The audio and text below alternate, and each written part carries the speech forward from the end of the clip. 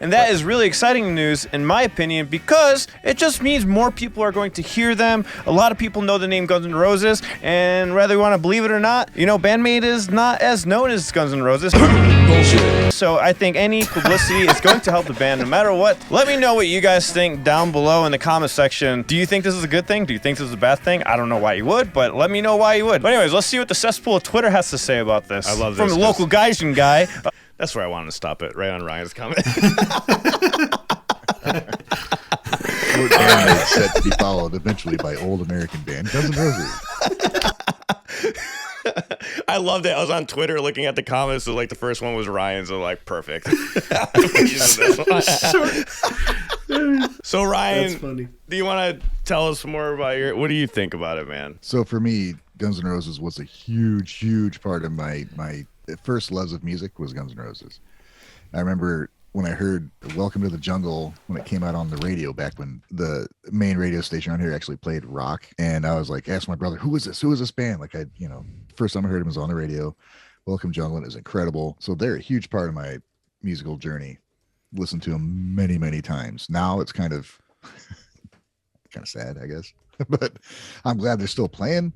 There was like a 20-year weird area with Guns N' Roses that was kind of even worse with Chinese democracy and all that bullshit. But I think it's great, man, because they scheduled one show and it sold out pretty quick, I believe. So they scheduled another one. I really think, who's going to pull in some people, and they called out BAND-MAID. But they got to be a big draw, dude. Definitely, we're in a weird time of music though, so it's not going to work like it did in the 80s because people have access to so much music. So it's going to be really hard to funnel it down to certain bands like it was in the 80s. There was very tunneled down to those videos. Guns N' Roses was really different for its time.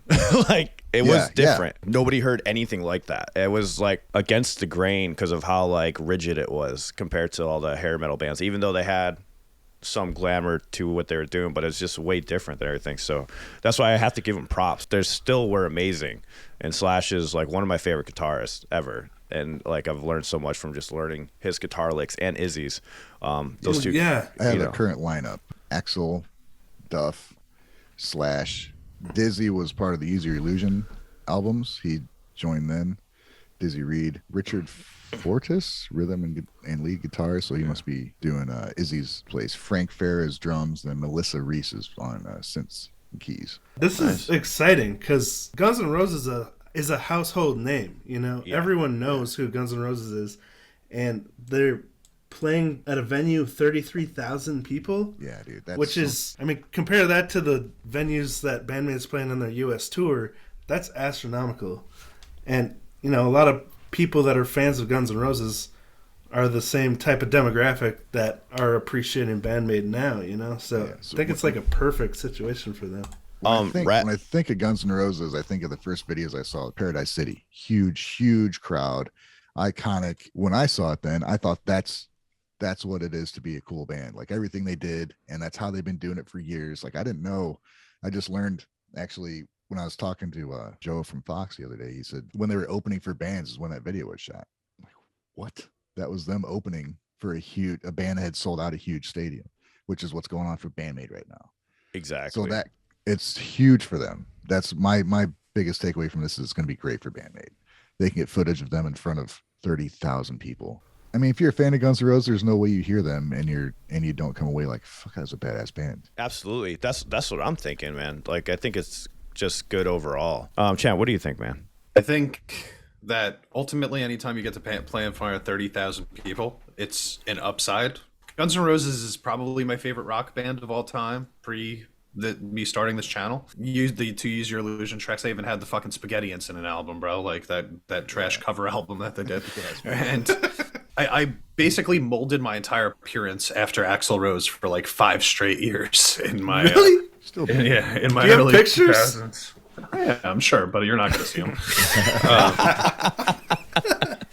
Come on, You know, champ. back when I had the hair down to my shoulders and I was rocking the flannels all the time. I just wanted to be Axl Rose, man. Someone's got to Photoshop that now. It makes thought sense he was because the cool as fuck. bandanas. You know, he has bandanas. I see it. Champ. Where do you think I got it from? There Champ. it is, right there. Boom. There you go. Secrets Nice. revealed. Champ origin revealed. It's tough for me, man, because I had more faith in them than I think most people had in them, because they were like my favorite, right? Like I really stuck it out with them longer than I think most other people were willing to stick it out with them. I was excited when Chinese Democracy came out.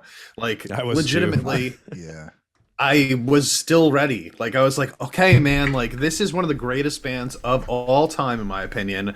I'm gonna give them as many chances as they want. After 25 years of feeling disappointed, I'm done. I'm over it with the Guns N' Roses thing. Now I hear that they're playing with my current favorite band, and I'm like just so emotionally split down the center about it. On one end, yes, I absolutely think that it's great for them to play in front of 30,000 people. On the other end, I've relegated Guns N' Roses to a joke, perception-wise, to the musical community. And I think most people kind of view them as a joke nowadays. Not their music back in the day. I don't think anybody goes back in the day and hears Welcome to the Jungle and goes, this is a joke. No, it's fucking great music. You know what I mean? I think the way that most people view them today is that they fucking squandered what could have been one of the greatest rock careers of all time. Completely blew it, right? They did. And tried multiple times to come back and failed miserably every time, not because of the quality of the music necessarily, but because they would no shows. You know, they'd cancel tours. It was just constant, right? The last thing I want to happen is for them to have a show set up with BAND-MAID and then them to not show up. I'm not saying that's going to happen, but with Guns N' Roses, that's always a possibility. Post the year 1993. That's crazy. That's play. crazy that people still thinking that, though. Like that's insane. Like that's their reputation. Like if you buy a ticket to a GNR show, you're like, well, it could not happen possibly. Like what? Yeah, there's always that chance. There's always that chance. Now they've been better about it in the last couple of years, from what I understand, right? Like since they've gotten this new crew back together, or their old crew back together for the most part. So I'm really into the idea, like conceptually, Guns N' Roses, BAND-MAID. I've actually been talking in recent weeks about how BAND-MAID stuff kind of reminds me of Guns N' Roses stuff, especially the way that Konami writes guitar licks. I think it reminds me a lot of how Slash would write guitar licks. So still, I view Guns N' Roses and BAND-MAID as like possibly my two favorite rock bands of all time. So them coming together is like a dream come true for me. And I'm also just like, I hope people don't laugh at BAND-MAID for being a part of the Guns N' Roses experience, though. I still have that in the back of my head where I'm just like, when people bring up Guns N' Roses nowadays, people laugh. And I don't want that negative stigma attached to BAND-MAID, you know? Right. So I'm hoping, honestly, at this point, that BAND-MAID is capable of giving Guns N' Roses a better reputation by just being at the show, having everybody be very positive about them. And if Guns N' Roses just pulls their weight, then I think that the whole show will become like a really big event that people are proud of and can look at and like respect. And I think it might be able to bring a little bit more respect back to Guns N' Roses, but I've yet to see that happen, you know? So I'm still just very cynical and very like weary about the idea of BAND-MAID being attached to Guns N' Roses in 2022. Well, Baby Metal was attached to Guns N' Roses, and thank you for bringing that up in the comment section. So they played with them in 2017, and it's fared very well for Baby Metal. Everything you're bringing up, Champ, they're good points, but it's also something that, you know, their management was like, they know all that shit too, you know, and they really take care of the band, and they obviously see it as a benefit too. It's mutual benefit for both camps. Guns N' Roses, I can't see them being like, yeah, put whoever you want on there, I don't give a fuck. Like they want people that are a band that's going to draw people. I'm hoping for the best. I mean, if they don't show up, then the Japanese bands are going to fucking play anyway. They will be there. Yeah, they're going to fucking be there. You know, but yeah, if it overshadows something, GNR does and overshadows the rest of the show, that'll suck. But I'm hoping they just... Ultimately, like, I think that the potential positives from this outweigh the potential negatives, right? So like if you're talking about a ceiling and a floor, the ceiling goes higher for the success rate of BAND-MAID coming out of the show than the floor gets lower. Yeah. So I think that this happens than it doesn't happen. But I would goddamn, like, and you know, somebody in the comments just said there's been no issues with GNR on this current tour. Well, great, but there was issues for 25 years, you know, so like, it's really hard to just ignore that, you know, but ultimately I do think that the potential positives outweigh the potential negatives. Good news though, the Baby Metal tour went well, and then Baby Metal ended up opening for Red Hot Chili Peppers. They played with a bunch of other big bands I can't even remember right now. We've all seen Baby Metal's career after opening up for huge bands. That's why I'm ecstatic for BAND-MAID. And guys, I hope you go to the show, because it's probably your last chance to be in an intimate show. That close, yeah. Yeah, I'm telling you right now, after this U.S. tour and they go play with those big bands, that's out the window. You're not going to get that close ever again. So if you have a chance to get tickets, you know, hit up people if you can. Try to go watch a BAND-MAID show on this tour, because absolutely it is not happening again. This is where it's going to be the most intimate. This is like, you know, that is it. For more brilliant insight like you just witnessed, be sure to subscribe to Gaijin Guys and turn on notifications so you can be part of the live stream every Sunday.